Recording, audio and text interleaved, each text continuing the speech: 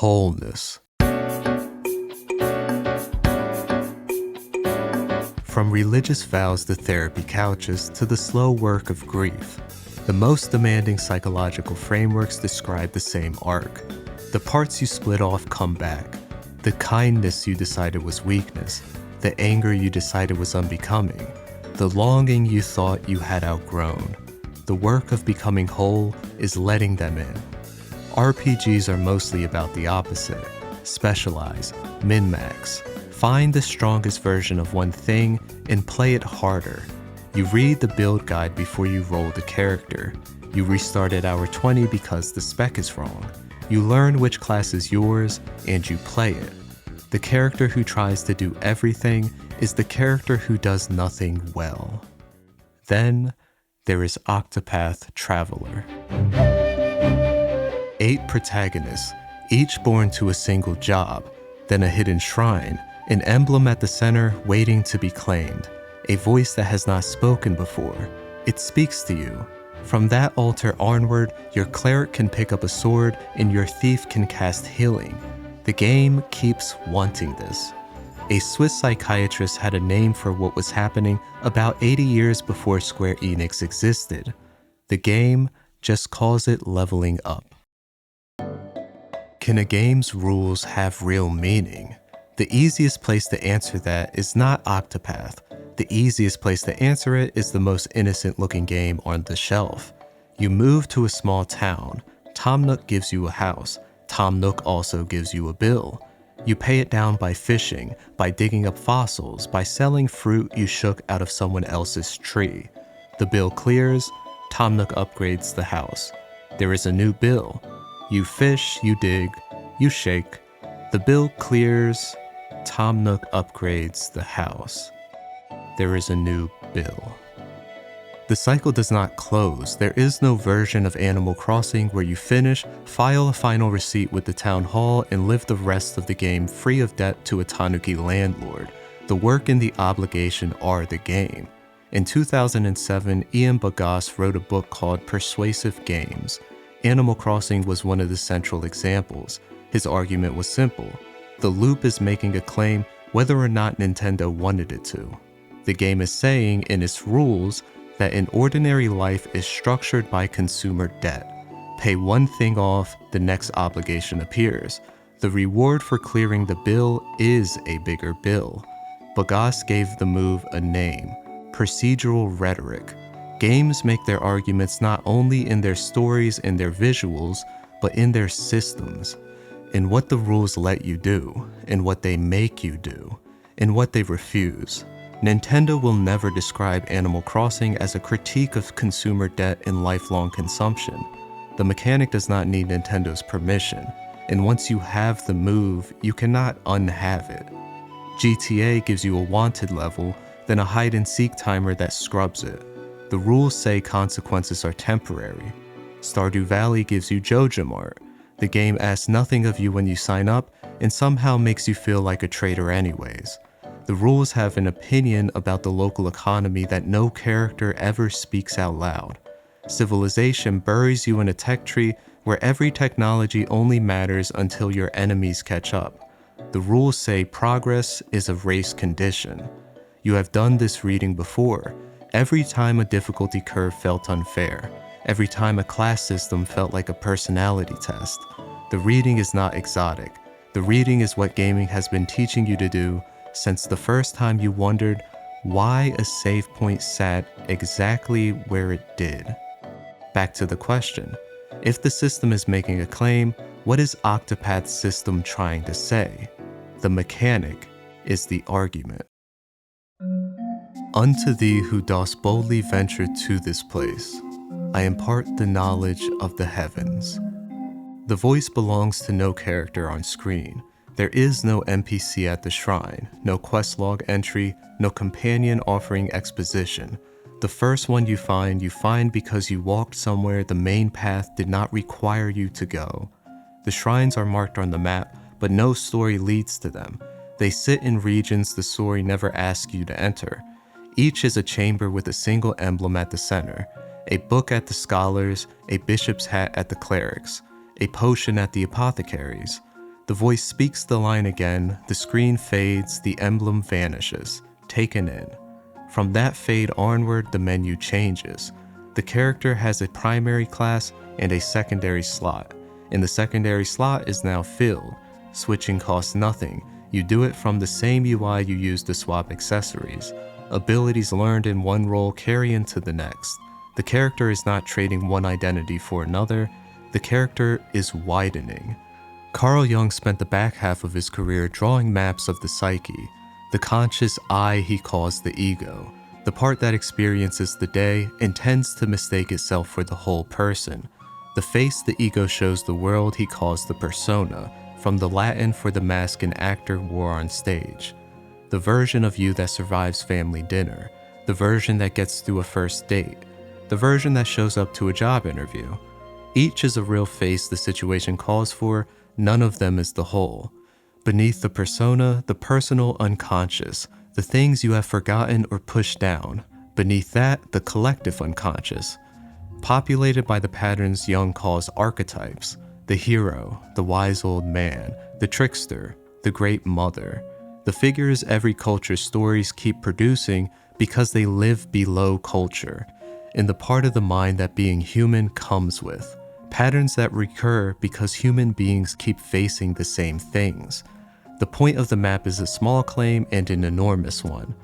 The small claim is that the ego is one chair in a much larger room. The room is the psyche. The enormous claim is that becoming a complete person is the work of meeting the rest of it. The Octopath build sheet does the small claim mechanically, 12 classes in the game.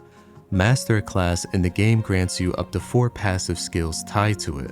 The character can equip 4 passives at a time, freely, drawn from any class the character has touched. The slots stay fixed, the pool grows. A character who has only ever been one thing has 1 class's worth of passives to choose from. A character who has done the work of meeting the rest of the room has 48. The build sheet stops being a build sheet once you see this. 48 passives in the library, 4 in the loadout. Most of what the character has integrated is not on display.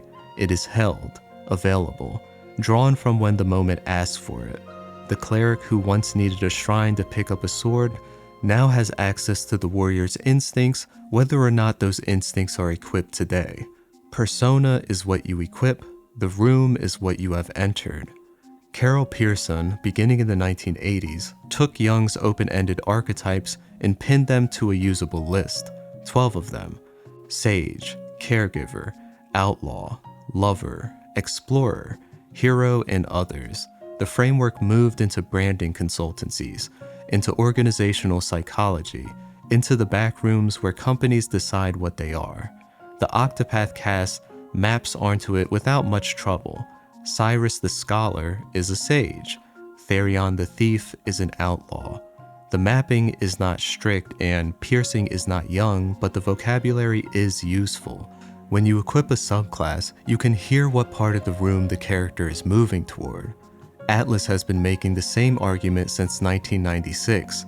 Persona's protagonists fight shadows, the disowned material made flesh. They wear personas, mass summoned for battle. Between dungeons, they descend into the Velvet Room, where the host Igor describes the space as between dream and reality, mind and matter, the conscious-unconscious threshold made into a place you can visit. Persona makes this argument in the script. Octopath makes this argument in the menu. The cleric picking up the sword, the thief learning to heal, the build sheet that remembers everything, the room slowly filling. Jung calls this individuation. Jung's picture of the process was not a path.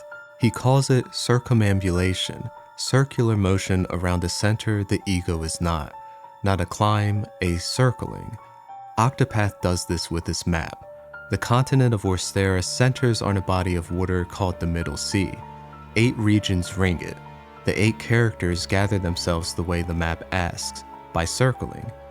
You begin in one region with one character and pick up the others by traveling region to region around the central waters. As chapters advance, the path widens outward. The 8 base class shrines sit scattered along this widening path. The shape of the world is the shape of the work. The shrines along the way are the first turn of the spiral. Jung calls the disowned parts of the personality the shadow, the qualities the ego has worked to keep out of sight, projected outwards, denied a place at the conscious table. Integrating the shadow means owning what the ego has worked to disown. Jung calls this work the apprentice piece of individuation. The gentlest part, not because the work is easy, but because the material is closest to the surface. The shadow is the part of the room nearest the door. Octopath stages this at every shrine. Ophelia, the church's cleric, gains nothing from the shrine of the cleric. She is already that. The work starts when she walks into a different shrine and picks up a sword. Pharion the thief gains nothing from the shrine of the thief. The work starts when he learns the hill. Each character is given a starting role. Each character grows by accepting what that role refused, and the game gives that growth for free. No guardian, no fight, no negotiation. The voice grants, the emblem vanishes, the character widens by the dimensions of what they had refused to be. This is shadow integration without the fight. Then the path widens further, and the second turn of the spiral begins. 4 more shrines, further out along the perimeter of the map, 1 per region, no 2 in the same place. These shrines are not unguarded. A god stands at each door. The math tells you what kind of trip this is. The hardest boss any character's story will throw at you sits at level 45. The bosses at the advanced shrines are level 50. The shrines that aren't part of the story are stronger than anything the story will ever ask you to face. You can find them at any point. Many players do, walking through a region they thought they had cleared, taking a missed path, and there is a chamber that looks like the others, with a god at the door. The fight ends quickly. The game does not refuse the attempt. The game shows you how far you still have to go. The shrine itself confirms the change. At the base class shrines, the voice spoke to anyone bold enough to venture. At the advanced shrines after the god falls, it speaks again and the line shifts. Unto thee who has proven thy worth, I impart the lost secrets of the heavens. Knowledge for the venturer, lost secrets for the proven. The chamber carries an emblem at its center the way the others did, but this emblem does not lift on arrival. It lifts when the god falls. The integration is offered. The integration is not free. The 4 jobs the gods guard are syntheses of fragments the apprentice piece has already provided. The sorcerer holds all 6 elements under 1 role. The base classes had carried them apart. The War Master wields every weapon type the game has, while the base classes carry 1 or 2 each. The Rune Lord stitches physical attack to elemental damage, joining 2 disciplines the base classes had kept apart. The Starseer commands wind, light, and dark, the 3 elements the Scholar does not touch. Each advanced job is built from material the character has already integrated by other roads. The room cannot be met all at once. Jung knows the trip is costly. In his commentary on The Secret of the Golden Flower, he writes, "The way is not without danger. Everything good is costly, and the development of the personality is one of the most costly of all things. The shrines on the perimeter dramatize this mechanically. The first turn of the spiral was shadow integration without the fight. The second is integration the game makes you fight for, return to, and earn. There is a third turn the game has not let you take yet. Above the syntheses, above the gods at the doors, above what the apprentice piece can carry on its own, sits what Jung calls the masterpiece, the work the ego does to meet what is contrasexual to itself, the work the conscious psyche does to approach what is larger than itself, a work the ego cannot start until the rest of the psyche is gathered. In Octopath, the masterpiece is gated by something stranger than a higher level boss. The path is gated by the absence of a path. The location is not on the world map. It is not connected to any region by walkable ground. You cannot find it. You can only be taken." The Gate of Finis. You finish the 8 stories. You clear the 4 advanced shrines. A man leads you there. After that, you can fast travel back, but no walkable path connects the location to any region of the world. The place is real, the place is uncharted. The figure in mythology who leads the soul across thresholds it cannot cross alone is called a psychopomp, the ferryman across the river, the angel of death, the guide who walks the boundary with you because you cannot walk it alone. The ego cannot find the self by following the map of consciousness because the self is, by definition, outside what the ego has charted. The map cannot draw the way to the part of you that is bigger than you. Once you are there, the game makes a request it has not made before. Every story in Octopath has been built around four party members in your active group, 4 chairs at the table.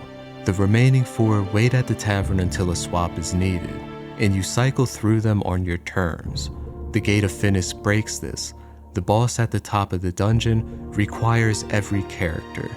8 split into 2 parties of 4. The dungeon has no save points, so if either party falls, you reload from before you came in. You cannot bring fragments, you cannot bring favorites, you cannot bring less than the whole psyche. The procedural rhetorical capstone sits here. The system has been arguing since the first emblem that wholeness requires every part. Up to this fight, you could agree with the argument and play it part-time. From this fight forward, you cannot. The rules refuse the fragment. The integrated party is the self the game has been building since the first shrine, and the self does not arrive in this fight. The self arrives at it. The room is full. Every chair is occupied, no part absent. Before the peak, 8 more bosses. The dungeon sends the party through a gauntlet of shade versions of every personal antagonist the game has produced.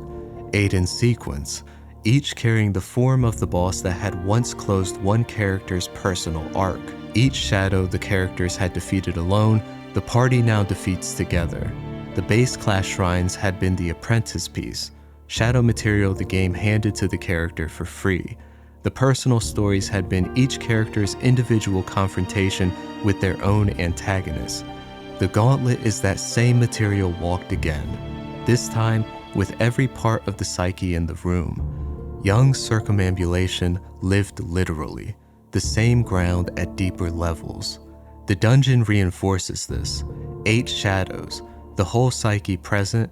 Before the self can meet what cannot be integrated, the self defeats the shadow again, this time with everyone present. What waits past the shadow is the 13th god. 12 gods sit in Orstera's ordered pantheon. Galdera is the one outside it. The dark god the world of the game has worked to keep sealed away. He sits beyond the order the way the unconscious sits beyond the ego, not absent but held outside. The fight comes in 2 phases. In the first, you face an enormous eye. Behind the eye, frozen and still, is Kit, a young man from the side quest material. His body is the vessel. In the second phase, the Eye Garn, you face Galdera himself, except Galdera himself is fused to a woman, Black, the manipulator who has been pulling threads behind the scenes, is welded to his body as an extremity. A male vessel possessed, a female extremity fused. The 2 figures cannot be told apart from the body that contains them. This is fusion, but it is not integration. It is parasitic. Galdera is not whole. Galdera is hosting. The integration the player has spent 60 hours earning, the slow widening of every character into every other character, is being mocked at the gate by something that has taken the shape of fusion without doing any of the work. The fight ends. Galdera, defeated, refuses to return to the darkness he is being forced back into. The refusal itself is integration's inversion, the dark god being put back where he came from. A voice tells the 8 characters what they have done. You have sealed away the darkness and restored light to all of Orstera. Sealed, not integrated. This is the difference the encounter is asking you to see. The self is the integrated party of 8. Galdera is what the integrated self confronts and seals. The 13th thing returns to the dark. The ordered pantheon stays ordered. The unclaimed emblems at the 12 shrines vanished into the characters because the characters had grown to take them in. Galdera is the unclaimed pattern that does not vanish. What cannot be integrated is contained. Mechanically, this is the system's loudest claim. In one side quest chain almost no one talks about, the script makes a quieter one in the same shape. Kit, a young man, has been searching for his father, Graham. A woman named Lilac comes to him with a promise. She knows where his father is. She can take Kit to him. The place she takes him is the Gate of Finis. At the entrance, in front of the party that had just arrived, she names Kit her soulmate. What follows in the script is what just happened in the boss fight. The promise of the father is the lure. Kit is taken. Kit's body is used.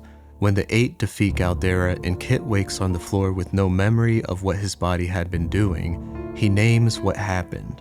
She told me that I could meet father here, but it was all just a lie. Then Graham, dead the whole time, appears in spectral form. He tells his son the journey has not been futile and to live on. Jung had a name for this configuration too.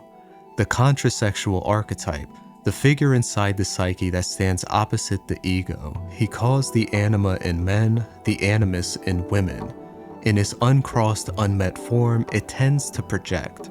It catches on a real person who carries enough of the right qualities to hold the projection. The projection's classic shape, in Jung's clinical writing, is a contrasexual figure offering the longed-for reunion the ego cannot stop wanting. Often a parent who is gone. The lure is precisely calibrated to the wound.